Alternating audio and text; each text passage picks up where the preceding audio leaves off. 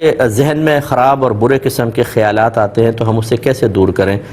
تو اس کا جواب یہ ہے کہ دیکھیں، سب سے پہلے اگر مثلا آپ پاک ہونا چاہتے ہیں، گندے پانی کے اندر آپ کھڑے ہوئے ہیں، پاک ہونا چاہتے ہیں، سب سے پہلا کام آپ کو کرنا ہوگا، آپ گندے پانی سے باہر نکلیں۔ وہیں پہ اپنے اوپر پانی بہاتے رہیں گے، لازم بات ہے وہ ناپاک پانی سے مل کے دوبارہ آپ تک پہنچے گا۔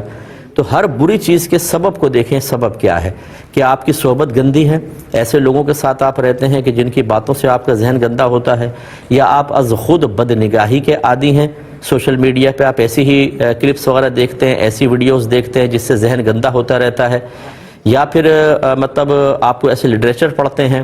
کوئی ایسی چیز سنتے ہیں، خراب قسم کی سٹوریز بھی ہوتی ہیں جن کو سننے کے بعد بہت ہی گندگی ذہن کے اندر پیدا ہوتی ہے، حتیٰ کہ محرم کے بارے میں، اپنی سگی والدہ، سگی بہن، سگی بیٹی اور بہو اور کزنز سسٹرز کے بارے میں خراب قسم کے خیالات نوجوانوں نے اپنی چیزیں ظاہر کی ہیں۔ تو سب سے پہلے سد باب کریں، اچھی دوستی رکھیں، اس قسم کی جو خرافات ہیں ان کو دیکھنا چھوڑ دیں، پہلا اصول یہ ہے۔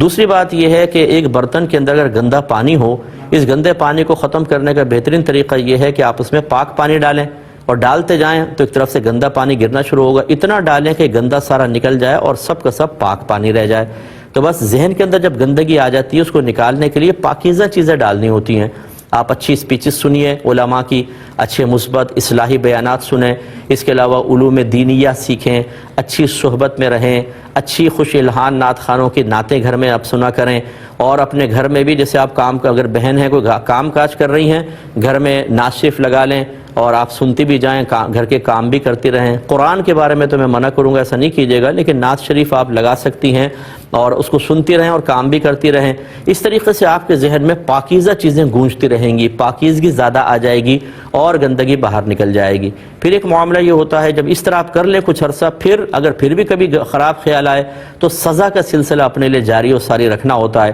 مثال کے طور پہ کوئی خراب قسم کا خیال آیا، 12 مرتبہ درود پاک، زیادہ نہیں، 12 مرتبہ صلی اللہ علیہ وسلم صلی اللہ علیہ وسلم صلی اللہ علیہ وسلم، اتنا بھی آپ پڑھ لیں 12 بار۔ پھر خراب خیال آیا، پھر 12 بار پڑھ لیں۔ چند بار آپ کریں تو شیطان اور نفس آپس میں مشورہ کر کے کہیں گے بھائی اس کو